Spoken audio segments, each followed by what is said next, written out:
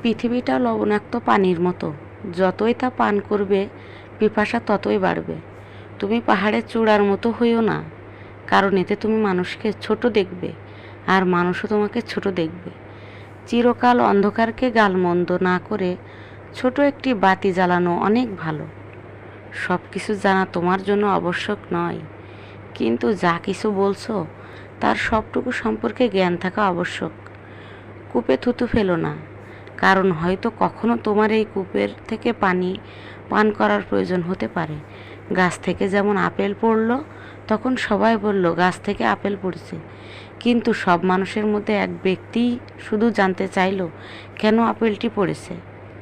জীবন চলার পথে পড়ে আছে অসংখ্য পাথর, এতে তোমার চলার পথ যেন থেমে না যায়, বরঞ্চ পাথরগুলো কুড়িয়ে তৈরি করো সাফল্যের সিঁড়ি।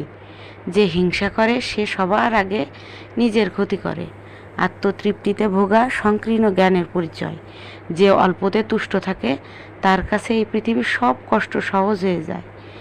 যদি নিজেই নিজের বিবেককে বড় মনে করো তবে শত্রু সৃষ্টি হবে, আর যদি হৃদয়কে বড় করো তবে বন্ধু বুদ্ধি হবে। যার ভুল হয় সে মানুষ, আর যে ভুলের উপর স্থির থাকে সে শয়তান। বাটপটু ও নির্বোধের সাথে তর্কে যেও না, কারণ বাটপটু তোমাকে কথায় পরাজিত করবে আর নির্বোধ তোমায় পরাজিত করবে, তার নির্বোধ তোমাকে কষ্ট দিবে। সম্পদ আসে কচ্ছপের মতো আর যায় হরিণের মতো। নির্বোধের কথায় উত্তর না দেওয়াই তার উত্তম। চরিত্রের কারণে অনেক সম্মানিত ব্যক্তি সম্মান হারিয়েছে, আবার অনেক নগণ্য ব্যক্তি কুড়িয়েছে বিরাট সম্মান। কোনো ঘুমন্ত লোকের নিকট বসে থাকা আর কোনো ঘুমন্ত লোকের পাশে না ঘুমানোর ভদ্রতার ব্যাপার। কেউ যদি বিশ্বাস করে না তাকে